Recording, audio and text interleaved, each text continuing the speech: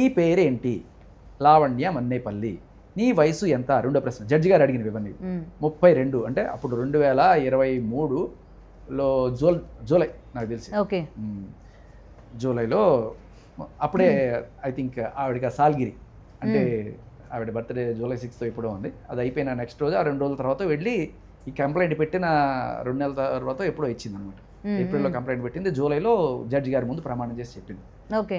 అప్పుడు ఆయన అడిగిన ప్రశ్నల్లో మీ వయసు ఎంత? అప్పట్లో 32, సో ఇప్పుడు 34. ఏం చేస్తుంటారు? మ్యూజిక్ ప్రొడక్షన్ చేస్తుంటారు. ఓకే. మీకు పెళ్ళి అయ్యిందా? భయ్యా ఇది హైలైట్ చేయండి.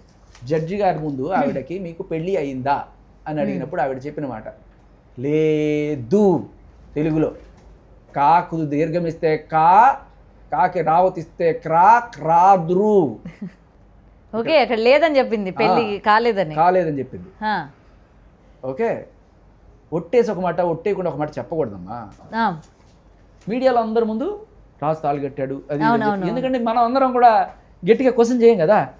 అయ్యో ఆడ కూతురని చెప్పి చాలా మంది చెప్పండి అమ్మా, మీరు చెప్పుకోండి అమ్మా, మీరు ఏదైనా చెప్పండి అమ్మా, అడగమన్న క్వశ్చన్ అడగ. అదే ప్రూఫ్స్ అడిగినా సరే అప్పుడు మేము తీసుకోలేదనో లేవనో ఏదో ఒకటి చెప్తుంది కదా. దాంట్లో మార్చుకున్నాం, పెళ్లి చేసుకున్నాము, వాళ్ళ తల్లిదండ్రుల సమక్షంలోనే జరిగిందన్న విషయాలు కూడా చెప్పింది కదా. మరి అది మీకు మన చెవిలో క్యాబేజీలు క్యాలీఫ్లవర్లు పెట్టడం. మరి జడ్జి గారికి చెప్పింది ఏంటమ్మా? మరి మీడియాలో ఎవరికి పడితే వాళ్ళకి చెప్పిన మాటలు జడ్జి గారు అంతకన్నా చులకనా నీకు? జడ్జి గారు కాదు కదా.